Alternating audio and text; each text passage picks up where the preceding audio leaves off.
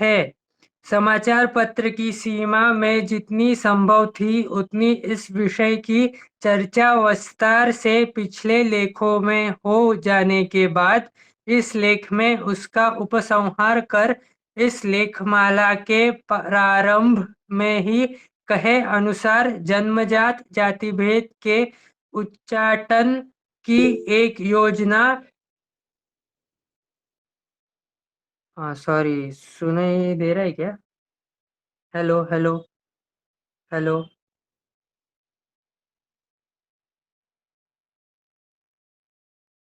Okay, तो जिनका नाम था वो एक बार लिफ्ट करके वापिस ज्वाइन करके देखे।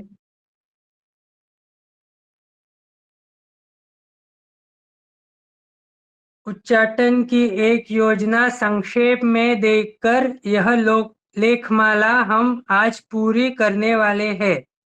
आज के जाति भेद का प्रमुख लक्षण उसका जन्मतः होना है और जन्मजात का समर्थन करने वाला प्रमुख तत्व और हेतु है अनुवांशिक गुण विकास का निसर्ग नियम। इसीलिए गत 2-3 लेखों में हमने उस अनुवंश हेरिडिटी का यथास्थान पूरा विश्लेषण किया है और उसकी सीमाएं निश्चित की जो निम्न है। प्रथम, अनुवंश गुण विकास का एक घटक होने के कारण समाज हितकारक लगने वाले गुण जिनमें प्रकट हो, ऐसे वधूवरों का आपस में विवाह होने पर उन गुणों के दृढ़ अथवा विकसित होने की संभावना अन्य परिस्थितियों से के समान होने पर अधिक है, यह बात सच है। द्वितीय, पर अनुवंश गुण विकास का अनन्य घटक नहीं होता। गर्भकाल में माता की परिस्थिति और संतान के जन्म लेने के बाद की शिक्षा, संस्कार आदि परिस्थिति पर संतान के बीच का वह विशेष गुण विकसित होने में या नष्ट होने में बड़ी मात्रा में सहायक होती है। तृतीय, अनुवंश से जैसे सद्गुण विकास होता है वैसे ही दुर्गुण विकास भी होता है। इसलिए जातीय बीज शुद्धि के साथ ही उस दुर्गुण का उच्चाटन करने में समर्थ संकर का जोड़ भी कभी कभी हितकर होता है। चतुर्थ, एक अकेला गुण कितना ही उत्कृष्ट क्यों न हो, हर व्यक्ति का जाति में वैसे अन्य उपकारक गुणों की अनुपस्थिति में वह गुण लूला पड़ जाता है। केवल सिर बुद्धि कितना ही उत्तम हो पर हाथ पैर समर्थ न हो तो वह बुद्धि पंगु ही होगी। इसके लिए उत्कृष्ट बुद्धि को शक्ति की और उत्कृष्ट शक्ति को बुद्धि का सहयोग अवश्य चाहिए।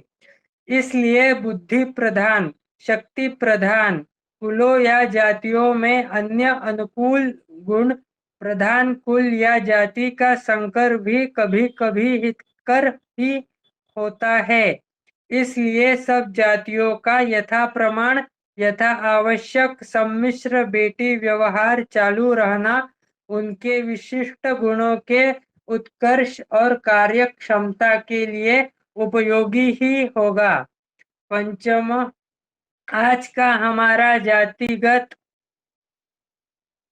बंटवारा निसर्गतः भिन्न न होने के कारण और वह केवल माना हुआ पोथीजात होने के कारण उसका अनुवंश उसकी जातीय बीज शुद्धि शुद्ध रखना कठिन है। छठवां, व्यवहारिक अनुभव भी यही सिद्ध करता है। ब्राह्मणों में भी परशुराम, द्रोणाचार्य, दुर्वासा आदि ऋषियों से लेकर मराठी साम्राज्य के पेशवा पटवर्धन या चापेकर राजगुरु तक की लंबी सूची के पुरुष क्षत्रियों से भी अधिक पराक्रमी सिद्ध हुए। दूसरी ओर क्षत्रिय वैश्यों आदि में जिनका आदि में जनक, बुद्ध से संत तुकाराम तक अनेक सत्वशील, शांतिप्रिय तपस्वी हुए। इन व्यावहारिक अनुभवों के बाद भी हमारे माने हुए जाति बंटवारे में अमुक गुण अमुक जाति में होता है ही है और अन्यों में नहीं होता, ऐसा मानकर उन जातियों को उन गुणों पर और सम्मान पर जन्मजात अधिकार जताने का अधिकार देने वाली जाति भेद की प्रथा तथ्यविहीन और अन्यायकारी है।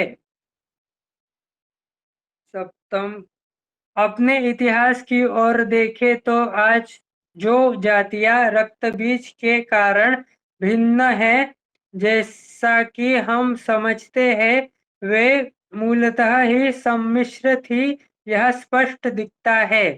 पूर्व में 4 वर्णों की 4000 उपजातियां नहीं थी, माने उनके उस समय आपस में विवाह होते थे और उन चारों वर्णों में भी परस्पर बेटी व्यवहार निषिद्ध नहीं था। पितृ सावर्ण्य, मातृ सावर्ण्य, अनुलोम और प्रतिलोम, इन 4 स्मृति प्रतिपादित प्रथाओं के ये 4 नाम ही निर्विवाद रूप से यह सिद्ध करते हैं कि चारों वर्णों में रक्तबीज परस्पर घुले मिले हैं। इसीलिए अमुक जाति में अमुक गुण जन्मतः ही होते हैं, इसका अनुभव नहीं होता। अनुवंश के नैसर्गिक नियमों की ये सब सीमाएं और दोष ध्यान में ले तो अनुवंश के कारण गुण विकास होना ही चाहिए। यह समझने में हमारी कितनी बड़ी भूल हो रही है, यह समझ में आ जाता है। इस कारण जाति से गुण की पहचान न कर गुण से जाति की पहचान करना अधिक उचित है। अमुक एक क्षत्रिय का पुत्र है तो वह वीर होगा ही, ऐसा न मानकर और वीरता का पदक उसका जन्मजात अधिकार है, इसलिए उसके नाम संस्कार के दिन ही उसके सीने पर न लटका अमुक एक वीर व्यक्ति है, ऐसा प्रमाणित हो जाने पर ही उसे क्षत्रिय मानकर वीरता का पदक देना उचित है। फिर वह वीरता उसमें बीज से आई हो या संकर से। इसी तरह किसी गुण का विकास या दृढ़ीकरण करने के लिए भी जिस व्यक्ति में वह गुण साफ साफ दिखाई दे रहा हो, उससे विवाह करना अधिक उपयोगी होगा। गोरा पुत्र चाहिए तो वधू वर का रंग गोरा है कि नहीं, यह देखकर ही चुनाव करे तो संतान गोरी होने की संभावना अधिक होगी। परंतु ब्राह्मण जाति की मानकर स्पष्ट काले कलूटे दिखने वाले वर वधू को गोरा मानकर विवाह किया तो वह गोरी संतान प्राप्त करने का सुरक्षित रास्ता नहीं होगा। यही बात अन्य गुणों की है। एक बार प्रत्यक्ष गुण से अनुवंश का अनुमान लगाया जा सकता है, परंतु केवल माने हुए अनुवंश से गुण सुनिश्चित नहीं किया जा सकता। जन्मतः जातियों का उच्छेद और गुणानुरूप जाति का उद्धार। अपर्युक्त, उपर्युक्त और यहाँ अनुल्लेखित ऐसे अनेक कारणों का विचार कर जाति भेद के विकृत स्वरूप से छुटकारा पाने की एक मोटी योजना हम नीचे दे रहे हैं। हमारी ऐसी निष्ठा है कि प्रस्तुत योजना से जितना भी कार्य हुआ तो आज के जाति भेद के विषैले कीड़ों से अपना समाज मुक्त किया जा सकेगा। जन्मतः जाति का उच्छेद और गुणानुरूप जाति के उद्धार का यह सूत्र कार्य में लाना कठिन नहीं है, क्योंकि जातिभेद का मुख्य आधार केवल भावना है। आज उसके पीछे और कोई भी शक्ति खड़ी नहीं है। हमारे मानने में ही उसका सच्चा जीवन है और उसका सच्चा मरण हमारे न मानने में है। इसलिए वह जाति अहंकार की भावना हम त्याग दे तो उसकी मृत्यु निश्चित है। इसलिए जिसे आज की इस विकृत जाति भेद की अनिष्ट पीड़ा से मुक्ति चाहिए, वह कम से कम निम्न योजना के अनुसार स्वयं का आचरण रखे तो भी काम हो जाएगा। इससे यह जन्मजात जाति भेद सहज ही टूट सकता है। इस जाति भेद की हम चर्चा कर रहे हैं वह हिंदू समाज का जाति भेद है। अतः निम्न चर्चा का संबंध हिंदुओं से ही है, यह स्पष्ट है। जन्म से शिशु की एक ही जाति हिंदू। प्रथम, अमुक हिंदू जाति जन्मतः उच्च और अमुक जन्मतः नीच। यह भावना कोई हिंदू कभी भी मन में आने न दे। श्रेष्ठता नीचता व्यक्ति के प्रकट गुणों से तय होनी चाहिए। यदि किसी व्यक्ति का अनुभव उच्च होगा तो उसमें उच्च गुण प्रकट होंगे ही। यदि गुण प्रकट न हो तो उस अनुवंश या परिस्थिति में कुछ न कुछ दोष है, यह मानना होगा। दूसरा, जन्म से हर हिंदू लड़के की एक ही जाति होगी, हिंदू। इसके सिवाय दूसरी उपजाति मानी न जाए। जन्मना जायते हिंदू। वास्तव में जन्म से तो मनुष्य की जाति एक ही है, मनुष्य। परंतु जब तक मुसलमान, ईसाई आदि विधर्मीय लोग इस उच्च ध्येय को छोड़ जन्म से अपनी जाति मुसलमान या ईसाई मानते हैं और हिंदुओं को खा जाना चाहते हैं, तब तक स्वरक्षणार्थ जाति के इस अहंकार का सापेक्षतया पालन करना ही होगा। हर समय और जनगणना में अपनी जाति हिंदू ही लिखाए, अन्य सब उपभेद धंधा व्यवसाय माने जाए। तीसरा, हर हिंदू को वेद सहित सब हिंदू धर्म ग्रंथ पढ़ने और सीखने तथा इच्छानुसार संस्कार भी वेदोक्त रीति के से करने का अधिकार हो। पुरोहिती किसी एक जाति की जन्मजात विरासत नहीं है। जो हिंदू पुरोहिती की योग्यता प्राप्त करे या परीक्षा उत्तीर्ण करे, वह पुरोहित हो सकता है। हो जाति से नहीं, अपितु तस्मात् शील गुणैर्द्विजः। चौथवा, तस्मात् मतलब उससे, शील मतलब प्यूरिटी या शील, गुण ही ये दोनों का द्वंद्व समास है, शील और गुण। गुण गुण गुण ही प्लूरल है, मतलब एक से ज्यादा गुण।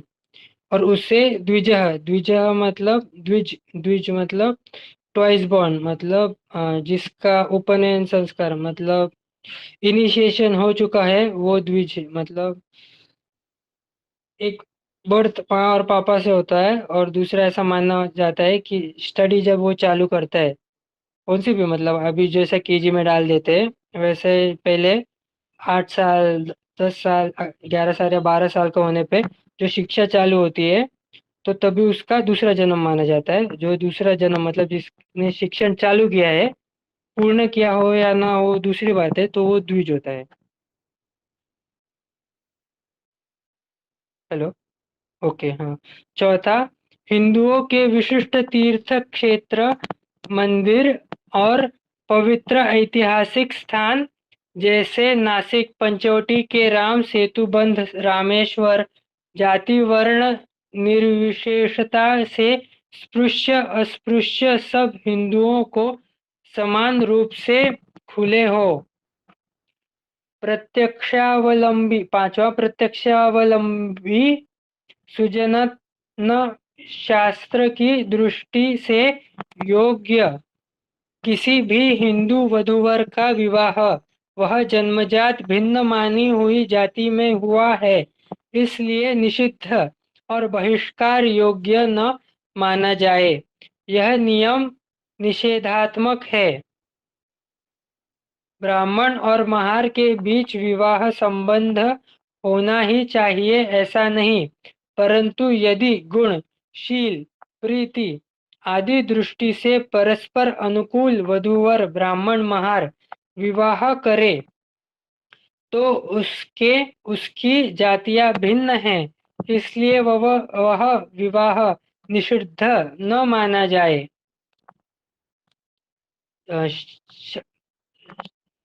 छठवां, वैदिक शास्त्र की दृष्टि से जो शुद्ध और आरोग्यप्रद है, उसकी दृष्टि से योग्य किसी भी व्यक्ति के साथ माने एक थाली में नहीं तो एक पंगत में भोजन करने में हानि न मानी जाए।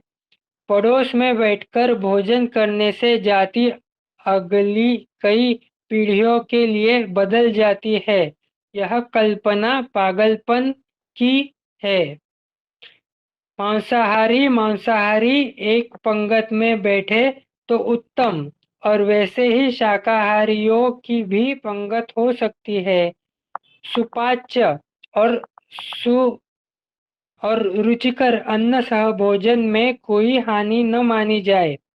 पूर्व में अर्थात महाभारत काल में चारों ही वर्णों के सहभोजन होते थे। शूद्राः पाककर्तारः स्युः। अपस्तंभ धर्मसूत्र।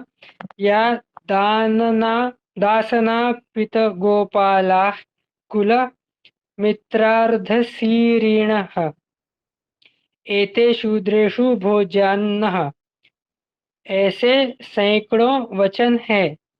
शाकों में अति तामसी गुण वाले शाक भी होते हैं।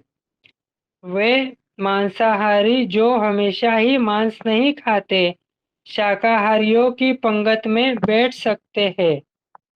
सातवां, धार्मिक समानता के साथ प्राथमिक सामान्य शिक्षा हर हिंदू को दी जाने के बाद जैसे गुण या प्रवृत्ति प्रकट हो, वैसा व्यवसाय हर हिंदू करे। आज सबको व्यवसाय स्वतंत्रता है। ब्राह्मण जूते बेचते हैं, चमार उत्तम शिक्षक होते हैं। अब सुधार जो अपेक्षित है वह इतना ही कि प्रत्यक्ष व्यवसाय भिन्न होते हुए भी मूल व्यवसाय की जो मानी हुई रोटी बेटी बंद जाती है और उसके पीछे ही पड़े रहने की जो प्रवृत्ति है उसे टाला जाए। माने जाति दर्जी व्यवसाय सुनार, जाति ब्राह्मण व्यवसाय दुकानदारी, यह जो गड़बड़ झाला है वह टूटेगा। सबकी जाति हिंदू, व्यवसाय जो कुछ होगा वह होगा। चर्चा करनी है और फिर कंटिन्यू करें कि चालू रहने दो बाद में, क्योंकि फिर ऐसा हो सकता है ना कि टॉपिक भूल जाए, किसी को कुछ बोलना होगा तो अभी बोल सकते हैं।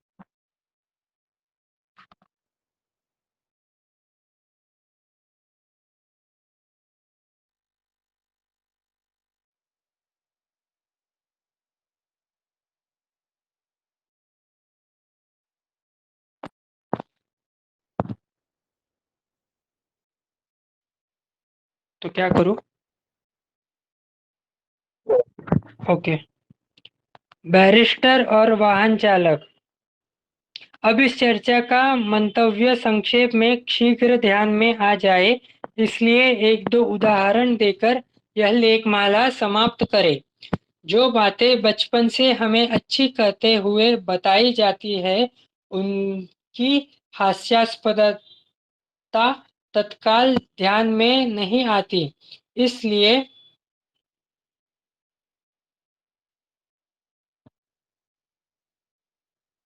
इसलिए इसलिए इन उदाहरणों में पुरानी जाति का उदाहरण न लेते हुए अर्वाचीन बिना जाति व्यवसायों को दिखाया गया है कि जिससे हास्यास्पदता तत्काल दिख जाए। नए व्यवसाय जैसे बैरिस्टरी एवं मोटर चालक व्यवसाय का उदाहरण ले। माने एक बैरिस्टर हो गया और दूसरा वाहन चालक। अब केवल रोटीबंदी से उनके वंश में वह गुण विकसित होता है। इस पुरानी कल्पना के अनुसार उनकी तुरंत एक व्यवसाय निष्ठ जाति बन जानी चाहिए और उस बैरिस्टर के लड़के को जन्मतः बैरिस्टर मानना चाहिए और ब्राह्मण के लड़के को ब्राह्मण कहा जाता है। आगे उस बैरिस्टर के पुत्र पौत्र को बैरिस्टरी की पढ़ाई न करते हुए भी बैरिस्टरी के चोगे प्रमाण पत्र सम्मान एवं अधिकार दिए जाए। उस बैरिस्टर ब्राह्मण या वाहन चालक ब्राह्मणों के विवाह अन्य बैरिस्टर या चालक ब्राह्मणों से ही किए जाए। इतना ही नहीं, उनका खान पान भी उन्हीं की नई जाति में हो। फिर कालांतर में उनके वंश में किसी ने दुकानदारी या बाबूगिरी की तो भी उनकी रोटी बंदी बेटी बंदी जाति बैरिस्टरी या वाहन चालक ही रहेगा गी। डॉक्टर की संतान की जाति जन्मजात डॉक्टर। मरणासन्न व्यक्ति की नाड़ी देखने का पहला जन्मजात अधिकार उस जाति के डॉक्टर को, फिर चाहे उस डॉक्टर विद्या की गंध भी न हो डॉक्टर विद्या की गंध भी न हो। आज जो नए व्यवसाय प्रचार में आ रहे हैं उनकी भी रोटी बंदी बेटी बंदी जन्म जातियां हो जाए तो वचनात् प्रवृत्तिर वचनात् निवृत्ति कहकर गर्जन करने वाले वर्णाश्रम संघ वाले पंडित भी उसी हास्यास्पद पाखंड कहेंगे। फिर आज जो दर्जी सुनार ठठेरा पढ़ई लुहार आदि जन्मजातियां है, परंतु जो अन्य व्यवसाय करती है उनकी भी स्थिति एक हास्यास्पद पाखंड जैसी है। पर हम कहते हैं उस नई व्यवस्था में किसी ने बैरिस्टरी परीक्षा उत्तीर्ण की तभी वह बैरिस्टर होगा। इस वर्ग के संघ का बाररूम का वह सदस्य होगा। आनुवंशिक गुण विकास से उसके पुत्र में वह गुण आएगा और वह भी बैरिस्टर हो गया तो वह संघ बाररूम में जाएगा। पर यदि वह झाड़ू वाला बना तो उसका पड़बाबा बैरिस्टर या लड़ाकू क्षत्रिय था, इसलिए उसे बैरिस्टर या क्षत्रिय नहीं माना जाएगा। यह व्यवसाय अमुक है, इसलिए अन्य व्यवसाय वालों से उसका रोटी बेटी व्यवहार केवल मानी हुई जाति भिन्नता के कारण बंद पड़ने का कारण नहीं रहेगा। इस तरह प्रत्यक्ष गुणनिष्ठ वर्गीकरण के कारण आज के जन्मजात वर्गीकरण द्वारा किया गया सब गोलंकर टूटना है। वही वे सब गोलंकार तोड़ने वाले को सब गोलंकार करने वाले कहते हैं। इस पर भी किसी को ऐसा डर हो कि पोथी जाति भेद छोड़ दे तो समाज की भयंकर अवनति होगी, तो वे मन में इतना ही विवेक धरे कि यह पोथीजात जाति भेद की बला पृथ्वी के किसी भी धुरंधर राष्ट्र में रूढ़ नहीं है। जापान, रूस, ईरान, तुर्किस्तान, इंग्लैंड, अमेरिका, जर्मनी, इन सबको ऐसा जाति भेद समाज में करना आवश्यक नहीं लगा। उनके व्यवसाय जन्मजात नहीं है, इसलिए उनके ज्ञान बल संगठन में जाति भेद नहीं है, इसलिए दुर्बलताएं है क्या। उल्टे आज इन सब गुणों में वे हमसे हजारों गुना उन्नत संपन्न और प्रबल है। और सामाजिक उन्नति का सनातन मंत्र मानकर जिस जाति भेद को हम चिपकाए बैठे हैं वह हमें ही चारों खाने चित कर हमारी छाती पर चढ़ा हुआ है। इसलिए इस एक प्रथम प्रत्यक्ष तथ्य से भी यह स्पष्ट हो जाता है कि जाति भेद सामाजिक प्रतिष्ठा का एकमेव मंत्र नहीं है, अवनति का वह एक बीज मंत्र है। ऐसी शंका अवश्य आ सकती है क्योंकि आज के ज्ञात राष्ट्रों में हम ही केवल सबसे नीचे और सबसे पददलित है। अंत में लोकहितार्थ अपरिहार्य मानकर परोसी हुई यह लेखमाला लिखने का कटु कर्तव्य करना पड़ा। मुझे अपनी बात कहने के लिए केसरी समाचार पत्र ने बिना किसी पक्षपात के स्थान दिया, इसलिए उनके प्रति आभार प्रकट कर और यह कहते हुए कि इस लेखमाला को पुस्तक रूप में जल्द ही प्रकाशित करने की इच्छा है, यह लेखमाला समाप्त करते हैं। केसरी 5 में 1941 31